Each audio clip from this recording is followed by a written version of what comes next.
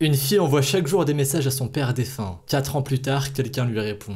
Parfois la vie a le don de nous surprendre et souvent, c'est au moment où l'on s'y attend le moins. Cela peut être pour une bonne comme une mauvaise surprise. Pour certains, c'est au moment où ils s'y attendent le moins qu'ils finissent par obtenir quelque chose dont ils avaient rêvé durant des années. Mais pour d'autres, ce sont des mauvaises surprises qui leur enlèveront quelque chose de quelqu'un qu'ils ont de très cher. Dans ces situations, on se dit que l'on aurait aimé que cet événement ne soit jamais arrivé. Mais parfois, même si c'est difficile à croire, cela peut nous apporter beaucoup de choses. De la force d'esprit, de la maturité, ou même une autre surprise, bonne cette fois-ci. Nous allons aujourd'hui voir une fille qui a envoyé chaque jour un message à son défunt père, et 4 ans plus tard, elle a reçu une réponse alors qu'elle ne s'y attendait pas. Shadine est une jeune fille qui a été élevée par sa mère et par Jason, un ami de la famille qui avec le temps était devenu comme un père pour elle. En tout cas, elle le considérait comme tel. Shadine avait 12 frères et sœurs, et Jason s'occupait également d'eux. En 2015, Shadine quitta le foyer familial pour aller à l'université. C'était sa première année, et durant les premières semaines, tout se passa très bien. Mais au mois d'octobre, alors que l'année ne faisait que commencer, un drame terrible vient bouleverser la vie de Shadine. La jeune fille apprit que Jason s'était tué dans un accident de voiture. Apparemment, il avait embouti un arbre avec sa voiture alors qu'il roulait à 90 km/h et il était mort sur le coup. Lorsqu'elle apprit la nouvelle, Shadine était dévastée. Elle ne s'y attendait pas du tout. D'après la jeune fille, Jason était chez un ami ce soir-là. Il était fatigué et avait voulu rentrer chez lui pour se reposer en prévision de la longue journée qui l'attendait le lendemain.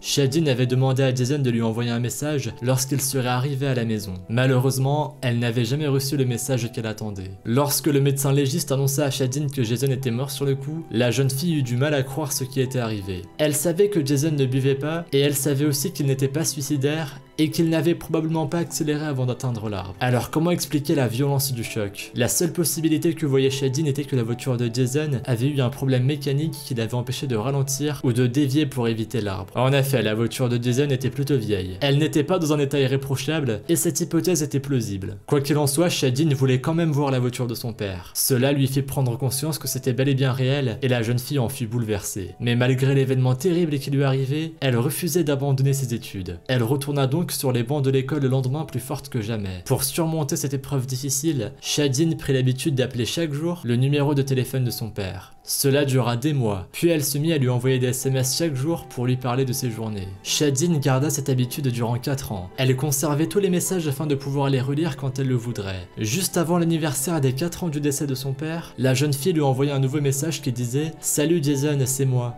Demain sera encore une journée difficile. » Ensuite, elle lui parla d'elle-même, de sa vie, des épreuves qu'elle avait vécues, notamment sa bataille contre le cancer et sa diplomation après l'université. Elle lui dit ensuite qu'il serait très fier de qui elle était devenue et ensuite, après un long message plein d'émotions, elle ajouta qu'elle l'aimait et qu'elle lui manquait. Comme d'habitude, son téléphone lui indiquait que son message était bien arrivé à destination. Mais d'habitude, elle ne recevait jamais de réponse. Cette fois, elle eut la surprise de recevoir une réponse. Quelqu'un lui avait écrit « Salut, je ne suis pas Jason, mais j'ai bien reçu tous tes messages durant les 4 dernières années. » Cette personne lui disait ensuite qu'il avait attendu avec impatience tous les jours de recevoir les messages que Shadine envoyait le matin et juste avant de se coucher. La jeune fille est restée sans voix. Finalement, elle apprit que son interlocuteur s'appelait Brad et qu'il avait 50 ans. Il avait perdu sa fille dans un accident de voiture l'année qui précédait la mort de Jason. Sa fille était tout ce qu'il avait au monde, et lorsqu'elle décéda, il avait l'impression que plus rien ne le poussait à vivre jusqu'à ce qu'il reçoive les messages de Shadine. Pour lui, la jeune fille était un ange qui était soudainement apparu dans sa vie, et il aurait aimé que sa fille puisse grandir pour devenir comme Shadine. La jeune fille posta ensuite son histoire sur internet en disant que c'était probablement un signe qui essayait de lui dire que son père allait bien et qu'il était maintenant temps de le laisser partir. Sa publication sur les réseaux sociaux devient virale. Tout le monde a été touché par la gentillesse de Brad et beaucoup voulaient lui parler. Mais celui-ci refusa d'en parler plus après ce qu'il avait écrit à Shadine.